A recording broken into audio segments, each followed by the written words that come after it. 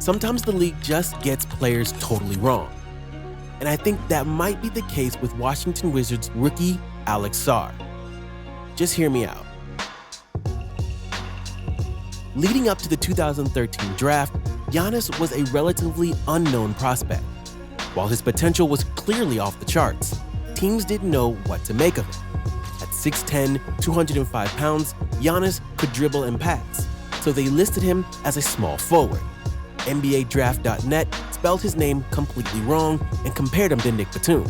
So after the Bucks drafted him, they played him at small forward and had him shooting threes. During Giannis' rookie year, over 28% of his shot attempts came from beyond the three-point line, the highest of his career. This past year, he took less than 5% of his shots from such distance. What I'm trying to get at is that sometimes players are evaluated when they enter the league and are used according to how the player they were compared to when they were drafted is used. In Alex Sarr's case, that's guys like Jaren Jackson Jr. and Evan Mobley. In some ways, the comparison definitely makes sense. At 7 feet with a 7'4" wingspan, Sarr is already a menace on the defensive end.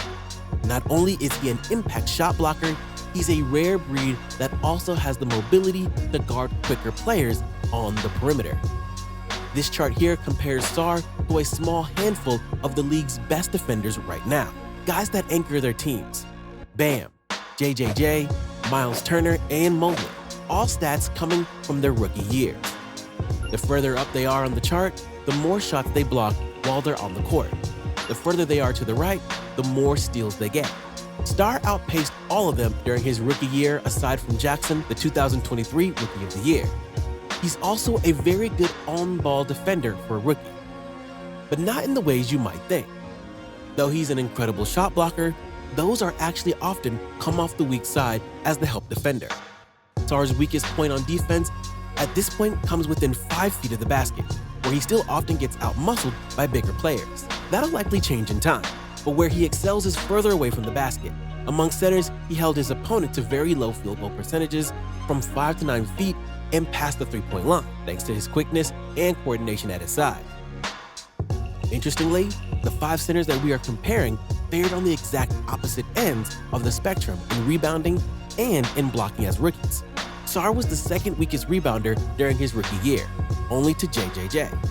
However, he was much better on the offensive glass when he used his quickness and instincts to grab loose balls. On offense is where things get interesting. Sarr had a very high usage rate for a rookie and was horribly inefficient, especially for a big man. This chart shows that he trailed all the other elite defensive bigs in field goal percentage and effective field goal percentage by a lot. Sarr shot under 40% from the field this year, which is historically inexcusable for a man who is 7 feet tall. However, shot selection definitely played a factor. Sarr shot tons of his shots from 3 this year, over 5 shots per game. That's more than double Jackson, who shot the second most threes as a rookie of all comparable bigs, and more than 4 times as many as Mobley. Sarr hit those three-pointers at just about 31% accuracy. Far from elite, but not bad at all for a 7-foot-tall, 19-year-old rookie who blocked a shot and a half per game. Actually, very impressive. His mechanics look really good too.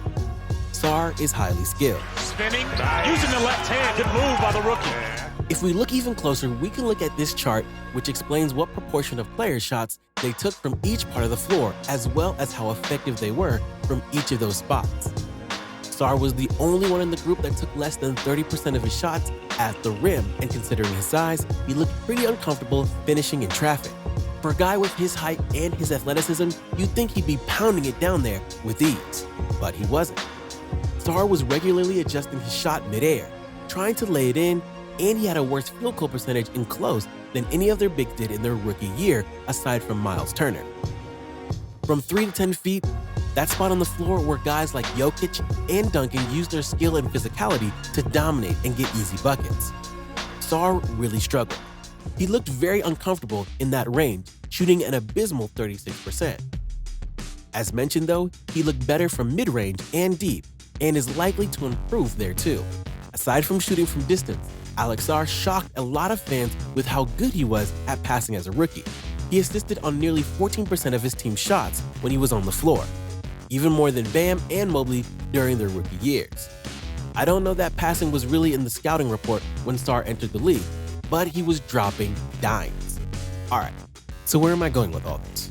Here's my take. Sarr isn't really a center. He clearly can play center since he can defend the interior, but that isn't where he's going to best develop in the NBA. He's a poor defensive rebounder. He shies away from contact around the rim, and he wasn't particularly good at defending his man down low. However, he was great at defending the perimeter, looks good shooting from distance, and was a surprisingly good passer. I think this could be a case of you're 7 foot tall and you block shots, so we're playing you at center type situation. If Sarr was 3 inches shorter, he'd profile way more as a versatile wing play. This chart shows Sarr's shooting profile breakdown compared to a different list of players: lengthy wing, Jaden McDaniel, Brandon Ingram, Lauri Markkanen, and Jabari Smith Jr. It's definitely a weird list of different guys that play different statistically. But that's the thing. I think Sarr is very much his own thing. If you look at the chart, his shot selection is much more similar to these guys than it was the big.